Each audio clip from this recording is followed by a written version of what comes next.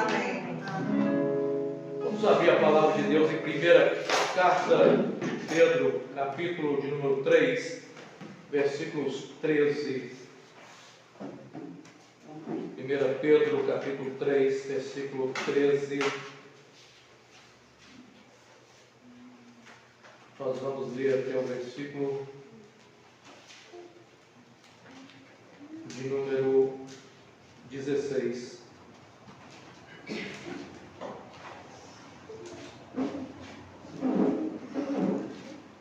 Pedro, capítulo 13, 3, versículo 13.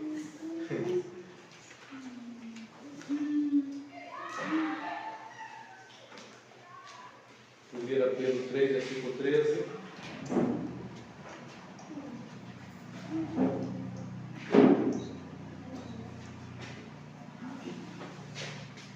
Amém. Diz assim a palavra do Senhor: quem é que desejará lhes fazer mal, se vocês se dedicarem a fazer o bem? Mas ainda que sofram por fazer o que é certo, vocês serão abençoados. Portanto, não se preocupem e não tenham medo de ameaças. Em vez disso, consagrem a Cristo como o Senhor de sua vida. E se alguém lhes perguntar a respeito de sua esperança, estejam sempre preparados para explicá-la. Façam-no, porém, de modo amável e respeitoso. Mantenham sempre a consciência limpa. Querido Deus, graças te damos por tudo quanto o Senhor tem feito nas nossas vidas, nessa comunidade, apesar das lutas, mas a presença do Senhor tem sido real conosco, tem nos sustentado, tem nos ajudado. Podemos dizer que até aqui o Senhor nos ajudou e cremos que muito mais haveremos de receber do Senhor à medida da nossa dedicação e fidelidade. Assim oramos em nome de Jesus. Amém. Os irmãos podem sentar. Bom, Josimar pode colocar e projetar um slide. Meus irmãos, os irmãos prestaram atenção no que nós acabamos de ler. Se alguém perguntar a respeito da esperança que nós temos, devemos estar sempre preparados para explicar a nossa fé e explicar a nossa esperança, mas de maneira amável e respeitosa. Bom, hoje nós vamos falar sobre brevemente, o que nós cremos como comunidade bíblica. Quando nós aceitamos a nossa fé, quando nós aceitamos o Senhor Jesus, quando nós fomos alcançados pelo Senhor Jesus, é natural que aquele que é alcançado pelo Senhor não fique sem congregar. Ele precisa de um lugar para congregar. E é por isso que nós estamos aqui reunidos como comunidade, porque nós entendemos a necessidade de nós, como comunidade cristã, estarmos juntos, cultuando, servindo ao Senhor, ajudando uns aos outros, porque é assim que a palavra do Senhor nos ensina.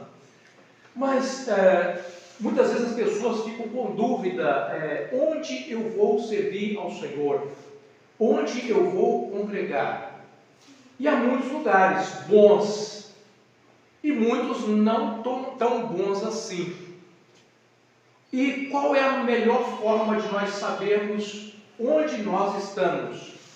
Conhecendo a declaração de fé da comunidade onde nós decidimos servir ao Senhor. Muitas vezes as pessoas: eu fui lá, eu gostei, eu senti bem. Sentir bem, as pessoas sentem bem em muitos lugares, até em lugares que Deus não está, podemos assim dizer, né? Tem gente que sente bem em vários lugares. Então não é o fato de eu sentir bem que de fato deve ser o que me motiva a decidir aonde eu vou servir ao Senhor, mas a minha consciência, a minha convicção do que aquela comunidade crê e professa como fé cristã. E é exatamente isso que nós vamos falar brevemente aqui, para que os irmãos possam. Eu já compartilhei lá no grupo da igreja o slide no PDF desse livreto aqui. E ali está em tudo que nós vamos falar. Mas eu vou falar um pouquinho sobre cada tópico que foi colocado aí, para que os irmãos entendam o que é que nós cremos e como nós podemos ajudar as pessoas que, porventura, venham nos perguntar a respeito. Mas como é a comunidade de vocês? O que vocês acreditam de fato? Então, a primeira coisa, eu gostaria que passasse para o próximo slide. Nós temos, vamos ver ali.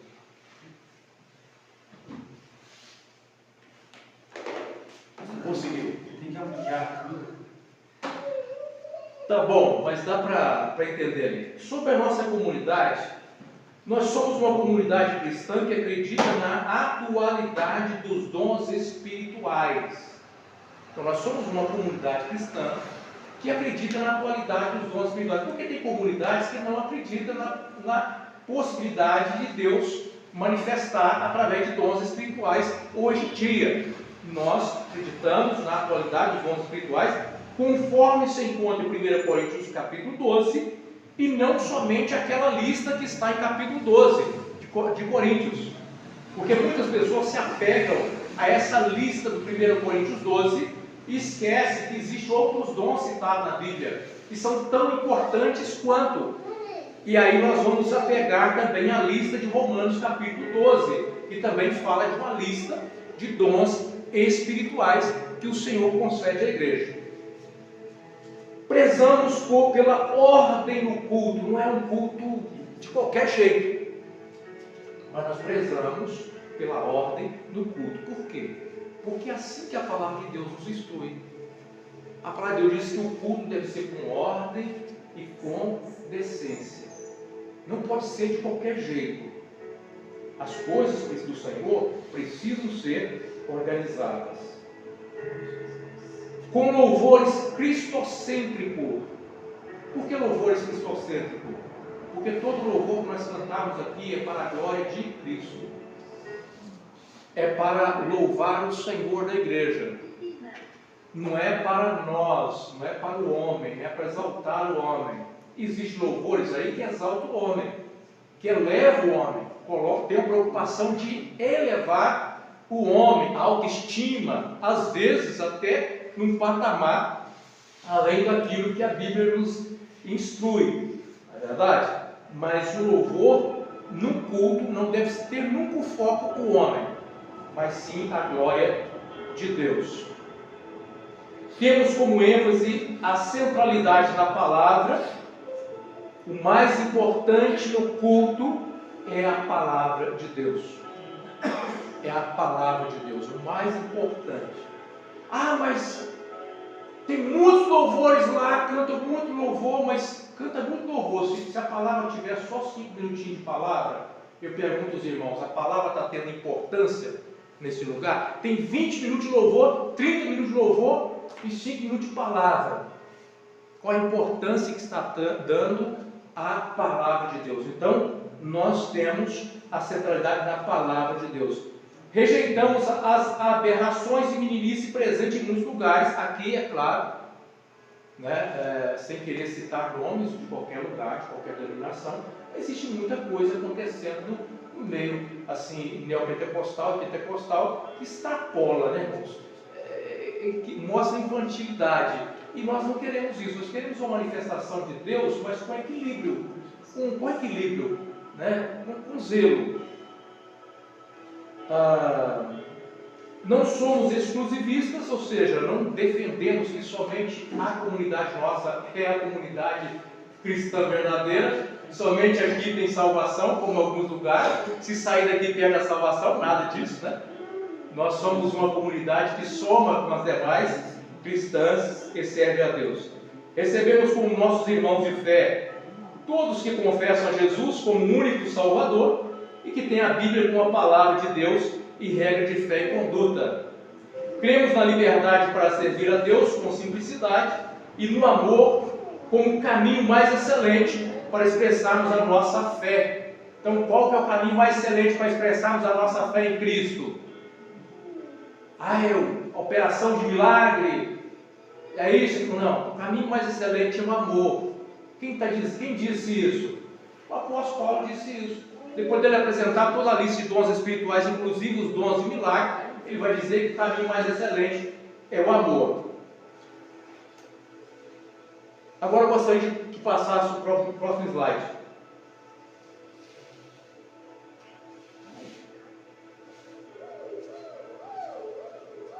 Bom, ali nós temos a Bíblia. O que é a Bíblia para nós? A Bíblia para nós é a palavra inspirada de Deus.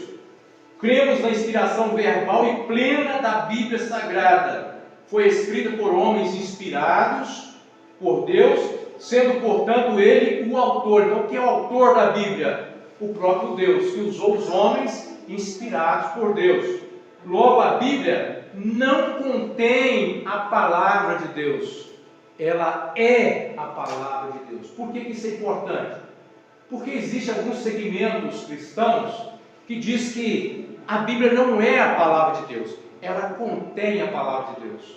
E isso é desprezar a inspiração plena das Escrituras.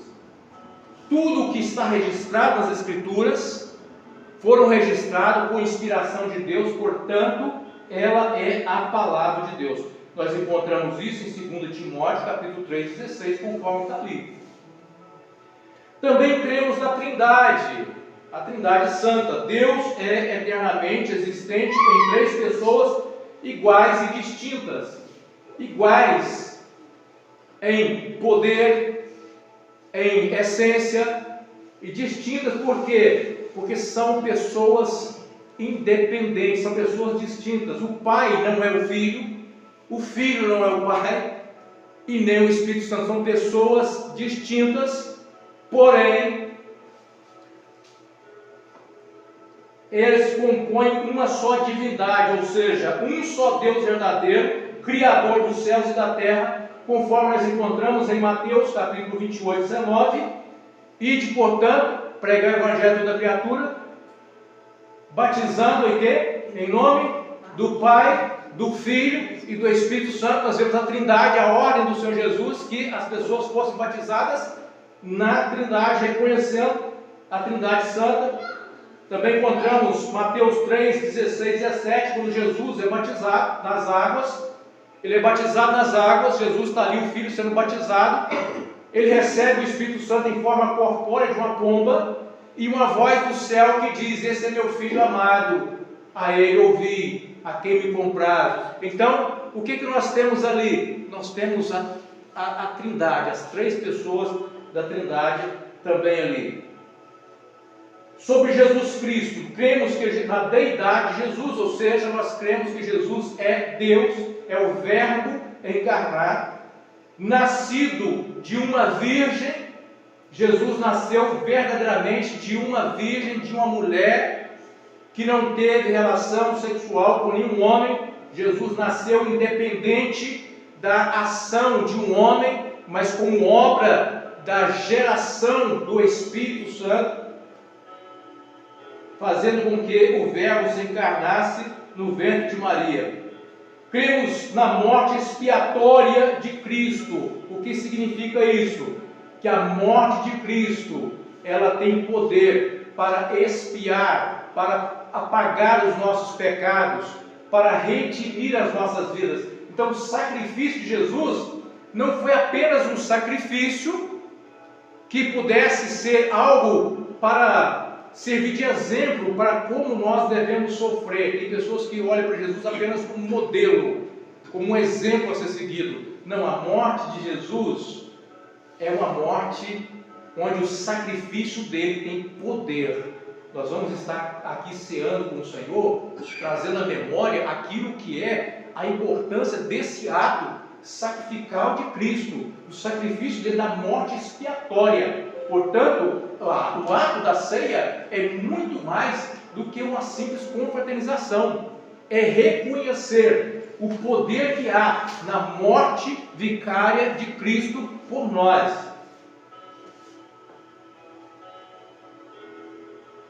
Cremos na ressurreição corporal de Jesus. Quando ele ressuscitou, não ficou nem o osso dele para trás.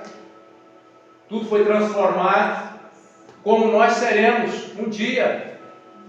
Os nossos corpos serão transformados. Ah, mas e quem teve o corpo todo queimado? Não quero nem saber, vai ter que reformar tudo de novo, no novo corpo, que a Bíblia diz isso, né? Palavra do Senhor, e aquele que ressuscitou, para mostrar para nós de fato que isso é uma verdade que nós cremos. Cremos na vinda do Senhor Jesus pré-milenar, ou seja, Jesus virá para estabelecer um reino milenar de paz, onde a igreja estará com Ele nesse reino de paz. Aí nós temos a citação, a encarnação do Verbo, João capítulo 1, versículo 1 ao 3, e o Verbo se fez carne e habitou entre nós.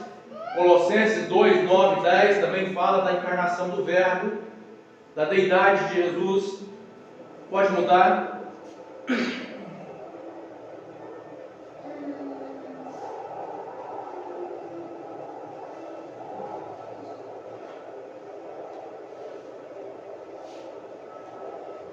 Espírito Santo. Isso.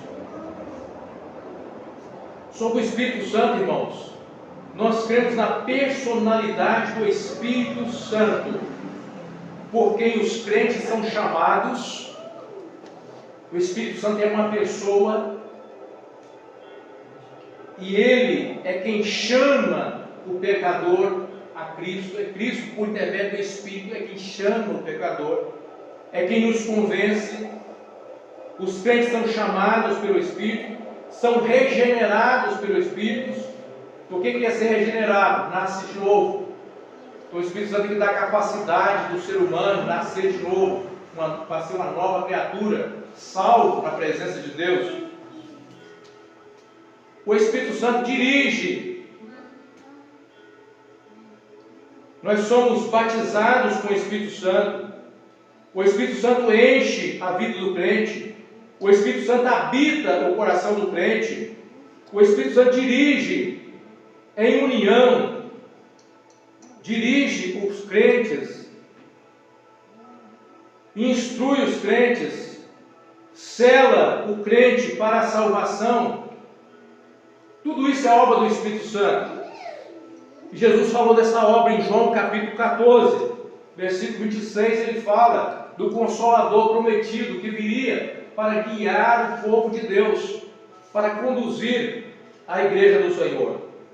E a respeito dos dons espirituais, já falamos algo no início, mas cremos na autoridade dos dons espirituais, dos dons extraordinários do Espírito Santo, porque alguns creem na atualidade dos dons, mas não os dons extraordinários. Milagres, por exemplo, não existe. Para alguns não existe mais dom de milagre.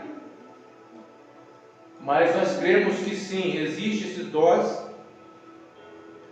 extraordinários do Espírito Santo, descrito em 1 Coríntios 12, que Deus, através do seu Espírito, ainda fala também por meio de sonhos.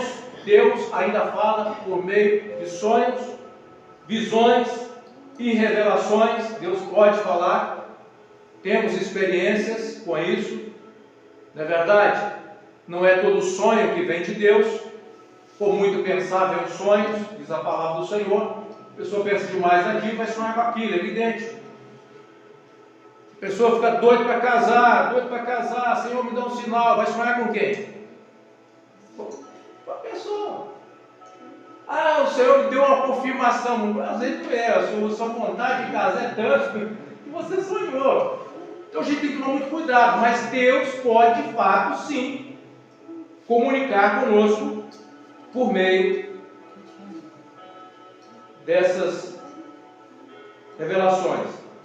Todos os dons são igualmente importantes no corpo de Cristo, Romanos 12 e Efésios 4. Sobre a criação, nós cremos na criação do universo e do homem por decreto e ação imediata de Deus, sem processo de evolução, conforme está registrado em Gênesis no capítulo 1. E disse Deus: haja, e houve. E tudo foi criado pelo poder da palavra de Deus, haja. É assim que nós cremos, é assim que está registrado na palavra de Deus. Ah, mas as coisas que os cientistas estão falando, entre os que os cientistas estão falando que a palavra de Deus está revelando, que revelou para nós, eu fico com a palavra de Deus. Porque hoje, o que está acontecendo no meio científico hoje? Hoje você tem o design inteligente, que tem trazido muitas informações científicas, corroborando tudo aquilo que nós já cremos, sem sermos cientistas. Mas que estão trazendo toda a confirmação daquilo que nós temos aqui. Embora o objetivo do design inteligente não seja confirmar o que está na Bíblia, mas o que eles estão descobrindo estão exatamente de acordo com aquilo que é a revelação bíblica. Há um embate entre evolução, né, e criação. E tem o criacionismo evolucionista também.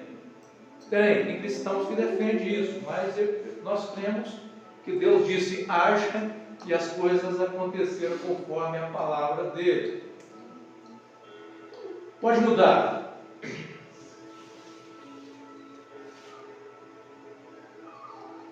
Eleição condicional. Quando se fala assim, a palavra predestinação na Bíblia, tem gente que fala assim, ah, predestinação não existe. Existe, está na Bíblia. A Bíblia diz que existe predestinação. A questão é como que eu compreendo aquilo que é predestinação na Bíblia. Como que eu compreendo a eleição na Bíblia? Ela existe, está na Bíblia. Existem alguns grupos que creem na eleição incondicional, ou seja, Deus escolheu algumas pessoas para serem salvas e abandonou todas as outras para o inferno. Por que ele fez isso? Simplesmente porque ele é Deus e ele quis fazer desse jeito. Não é o que nós cremos. Quem crê desse jeito, crê na eleição incondicional. Nós cremos na eleição condicional. Porque Deus não elegeu de forma arbitrária, mas Ele estabeleceu condições para que por meio dessas condições Ele pudesse eleger aqueles que são dele. Então a eleição se deu segundo o quê? Segundo a presciência de Deus. Não é assim que nós encontramos em 1 Pedro capítulo 1, versículo 2, eleito segundo a presciência de Deus Pai. Deus escolheu aqueles que Ele previu. Ele previu que em Cristo essas pessoas iriam crer em Cristo, iriam permanecer crendo nele até o fim. Deus sabe quem são os eleitos dele. Deus sabe quem é o dele, quem pertence a ele verdadeiramente. Sabe de uma coisa? Quando alguém abandona a Deus, os irmãos acham que é surpresa para Deus isso? Não, Ele sabe exatamente quem são os seus eleitos, quem vai chegar lá no final e ser arrebatado, Deus já sabe. Mas como que Ele elege? Ele elege aquele que Ele sabe que vai crer em Cristo e vai permanecer em Cristo, pela graça maravilhosa que Ele, pelo seu Espírito, vai oferecer ao homem, a condição para que o homem se arrependa, creia em Cristo e permaneça crendo até o final. É assim que acontece. Expiação ilimitada. Aí nós temos um grupo que crê na expiação limitada. Quem crê na expiação limitada diz assim: Jesus morreu somente para um grupo de pessoas.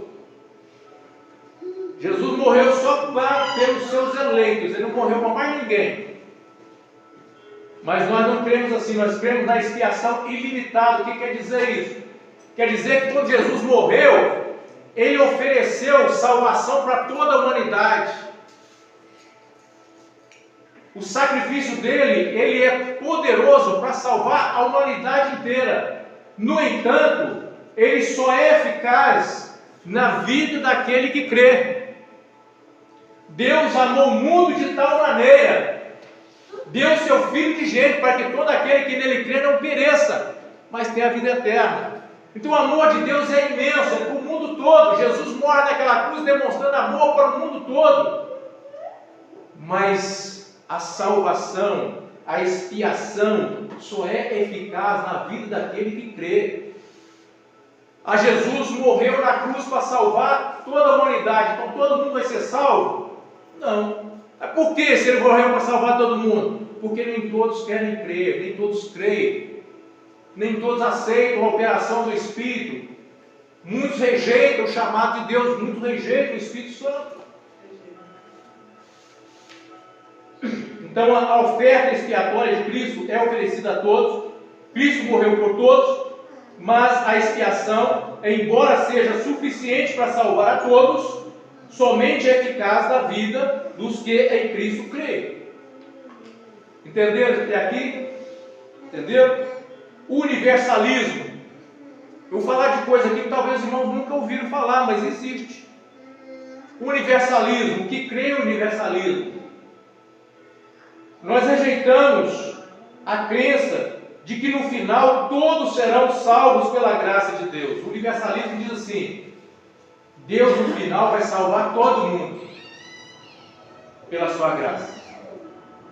Todo mundo, não vai ficar nenhum perdido, vai salvar todo mundo. O Evangelho é claro em afirmar a perdição eterna dos incrédulos. E isso nós vemos em Marcos, capítulo 9, 43. A palavra de Deus é clara em dizer que muitos serão perdidos, eternamente perdidos. Então nós rejeitamos a crença no universalismo. Pode mudar? Batismo com o Espírito Santo. Cremos, como já estudamos aqui no seminário, que todos os cristãos verdadeiros são batizados com o Espírito Santo. Todos. Para a inserção desses no corpo de Cristo. Não existe um cristão verdadeiro que não seja batizado com o Espírito Santo. Porque o que dá a condição da pessoa ser nova criatura, nascer de novo, é o batismo com o Espírito Santo. Nesse momento, o Espírito Santo passa a habitar o corpo do crente e a guiá-lo como filhos de Deus. Então, todos os cristãos verdadeiros são filhos de Deus, batizados com o Espírito, receberam o Espírito Santo e são guiados pelo mesmo Espírito. Qual é a base bíblica que nós temos? 1 Coríntios capítulo 12, versículo 13. Quando Paulo afirma assim para aquela igreja: não fomos todos nós batizados em um único Espírito? Todos cristãos verdadeiros são batizados no Espírito. E conforme Romanos 8, 14, somos guiados pelo Espírito. Sobre o inferno, cremos na existência do inferno como um lugar de punição dos perdidos, o lago de fogo da segunda morte, conforme encontramos Apocalipse capítulo 21, 8 e Mateus capítulo 25, versículo 41, vemos a questão da condenação também das pessoas que não creem. Sobre o milênio, cremos em um milênio literal como um governo futuro de Cristo sobre a terra, onde todas as profecias a respeito de Israel se cumprirão. Um período em que a humanidade viverá em paz com todos. Haverá um momento, irmãos, em que a humanidade vai viver em paz com todas as pessoas. Já pensou nisso? Olha, a gente olha hoje quanta guerra, quanta coisa difícil acontecendo. Os países aí, nós estávamos vendo tanto gasto, com tanto armamento para fazer guerra, e as pessoas morrendo de fome. Mas haverá um momento diferente no reinado de Cristo. Isso se encontra em Apocalipse capítulo 20, Zacarias 12, até o Zacarias 14 também. Sobre os anjos, cremos na existência de anjos, que são seres celestiais, que ministram a favor dos que são salvos.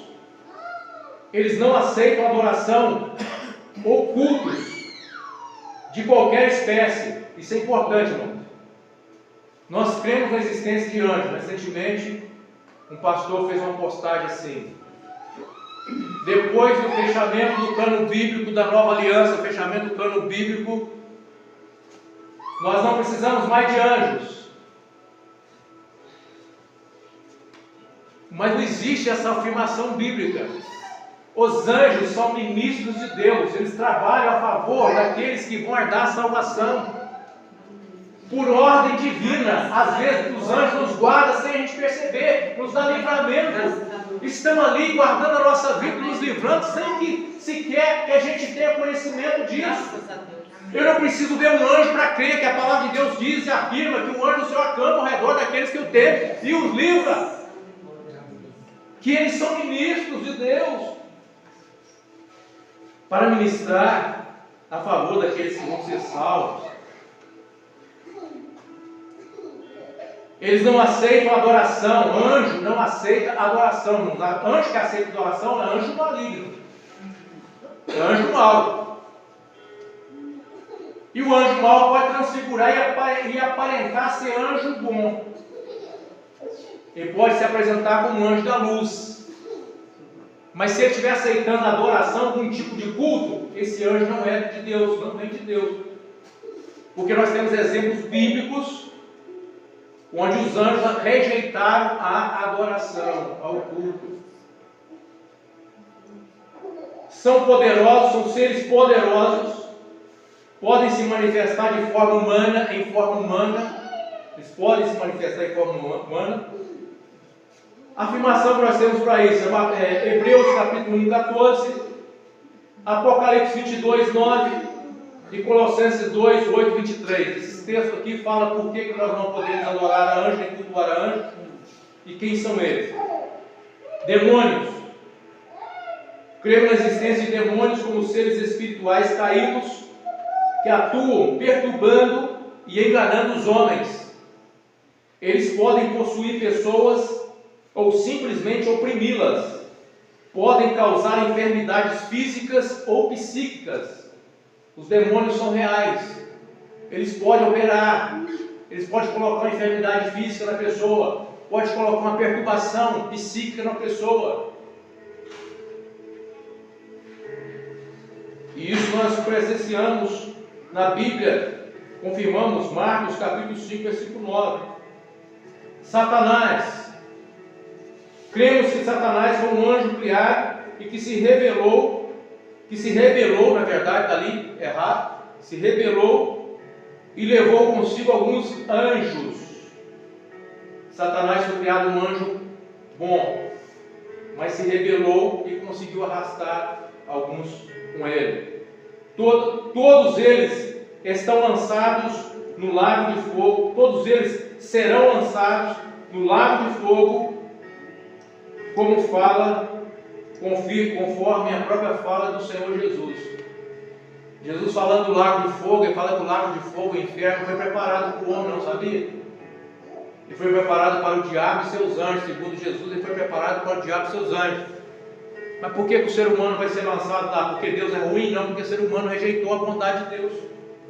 E ao rejeitar a bondade de Deus, ele fez sua própria escolha, o lado oposto, e receberá a consequência por isso. Deus não obriga ninguém a aceitá-lo e a servi-lo.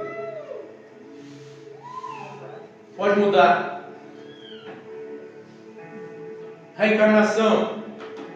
Cremos que a reencarnação é incompatível com a fé cristã, pois nega a doutrina da justificação pela fé em Cristo. Ou seja, irmãos, a reencarnação, não existe como uma pessoa ser cristã e acreditar em reencarnação. Por quê? Porque a reencarnação, ela nega a expiação de Cristo, a justificação pela fé. Ou seja, quem crê na reencarnação, as pessoas vão evoluindo e pagando seus karmas e evoluindo a partir de sucessivas vidas que a pessoa vai vivendo, mas não pelos méritos de Cristo. E nós cremos que não importa o quão pecador o homem seja, se ele se arrepender dos seus pecados e crer em Cristo Jesus, a palavra de Deus diz que o sangue de Jesus é poderoso para nos purificar de todos os nossos pecados. Somos justificados, segundo a Bíblia, pela fé no sangue de Jesus. nós não somos justificados por reencarnação, mas pela fé no sangue de Jesus. Por isso, ela é incompatível, é uma crença incompatível com a fé cristã.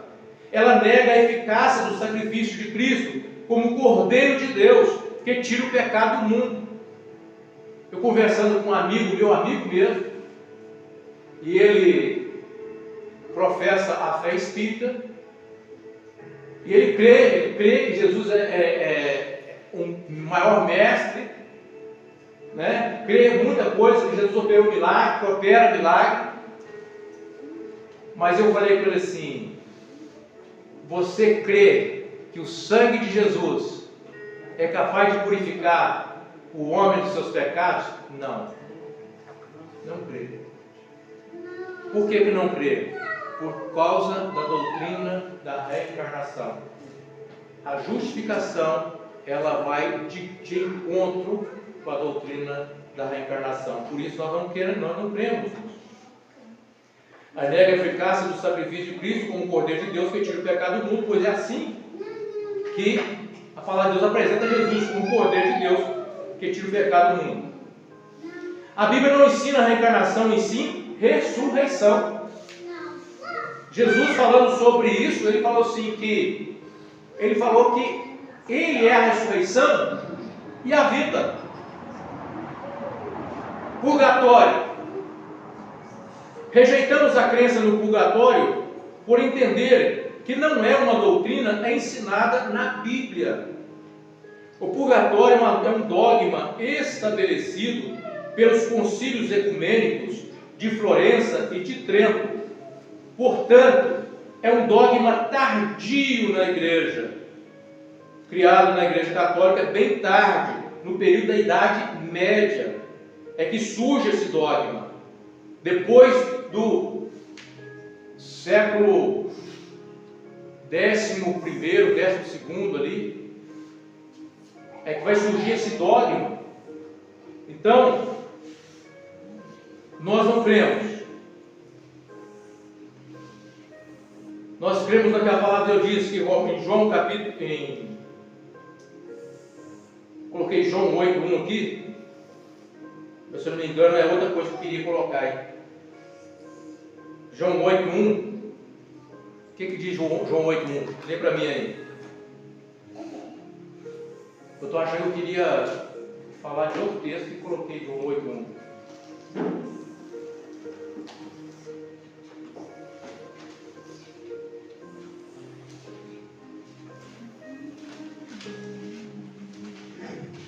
Jesus, porém, foi para o Monte das Oliveiras. Não é esse mesmo. Eu queria falar é o outro. É Romanos 8:1. Eu digitei errado, digitei João. É Romanos 8:1. Diz assim: agora, portanto, já nenhuma condenação há para os que estão em Cristo Jesus. Não há nada que possa condenar aqueles que estão em Cristo Jesus. Sobre Maria, cremos que Maria tem uma posição especial. Preste atenção nisso aqui. Cremos que Maria tem uma posição especial na história do cristianismo. Devendo, portanto, ser honrada. Maria deve ser honrada pelo privilégio de ser mãe de Cristo. Um privilégio que coube somente a ela e a nenhum outro.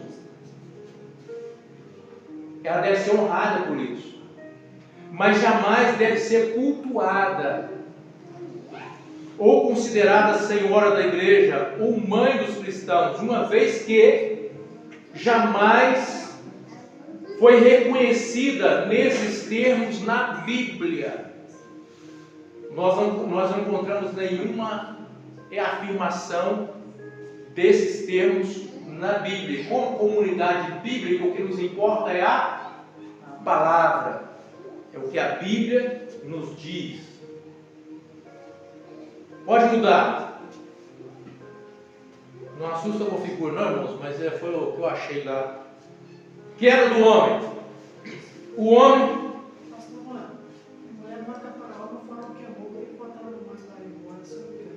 Vai na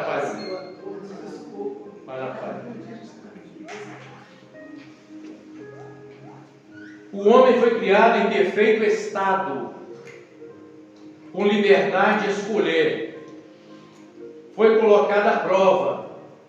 Sua escolha em desobedecer à ordem de Deus resultou em sua queda, tornando-o morto espiritualmente e totalmente depravado.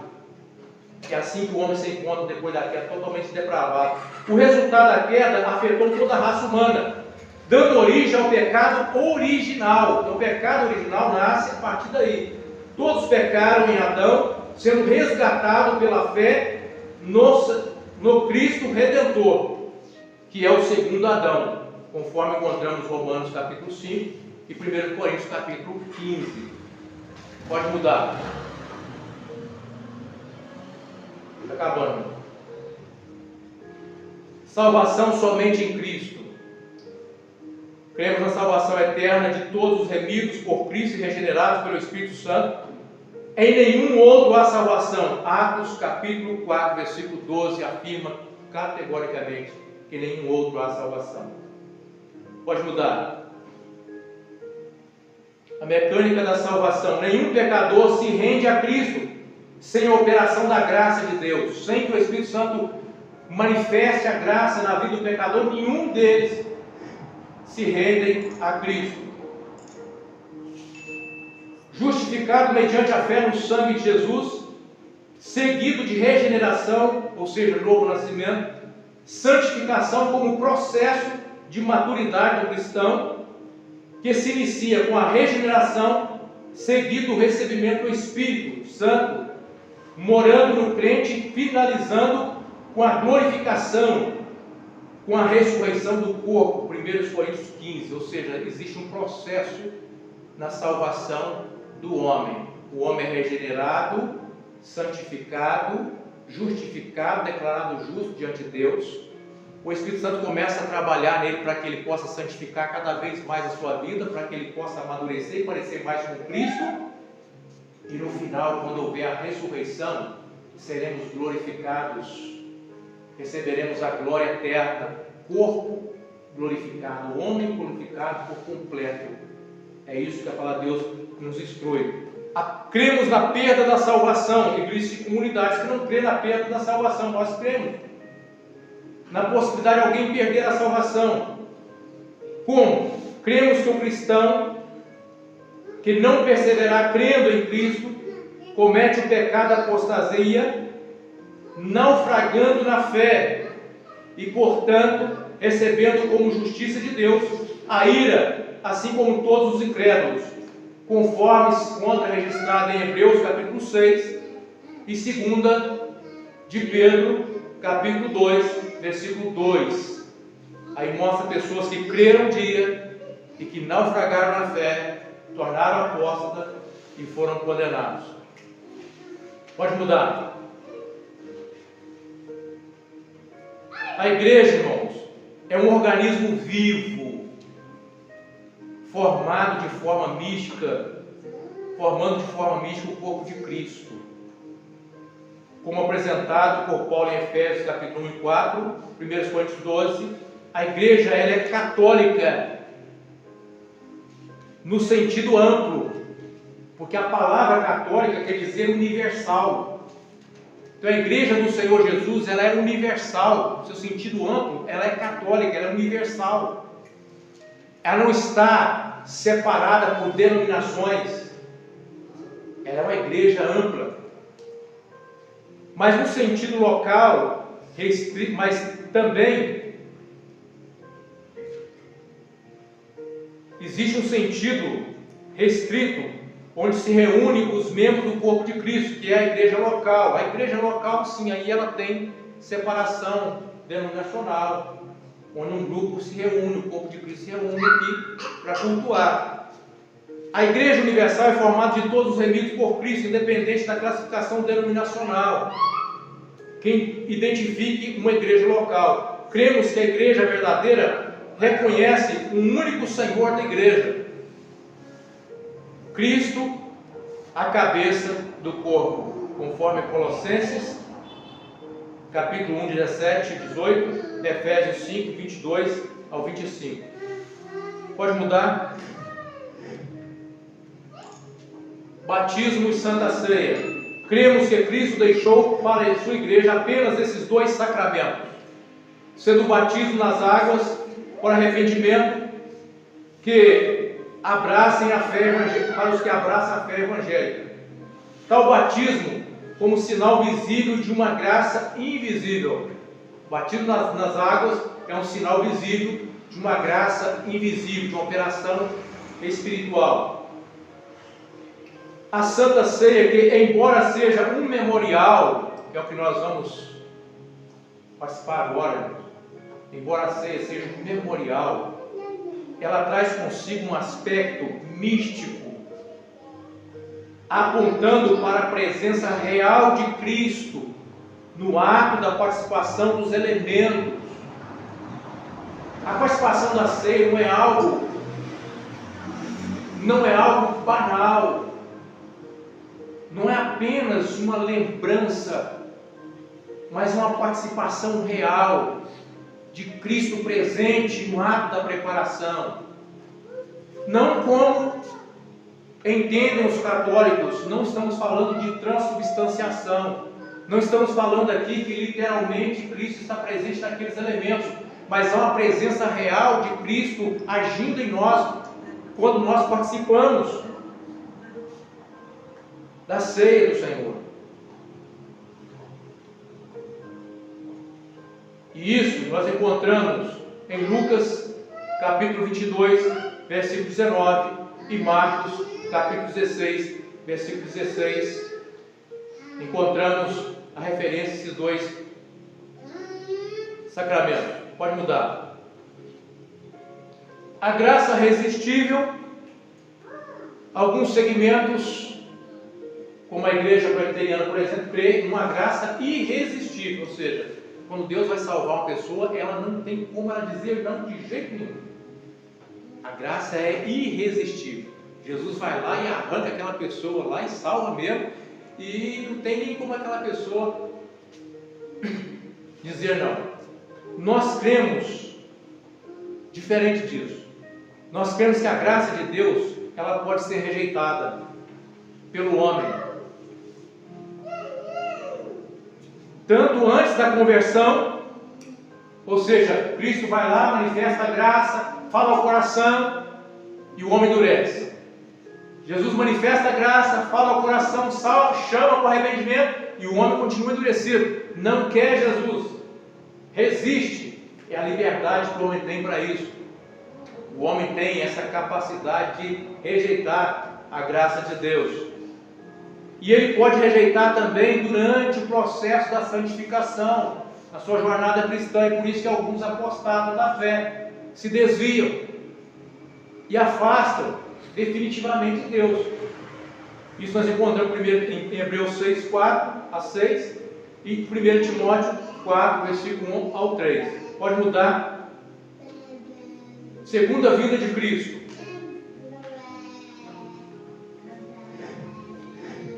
Cremos que Cristo virá uma segunda vez de forma visível para arrebatar a igreja, punir as nações em sua ira.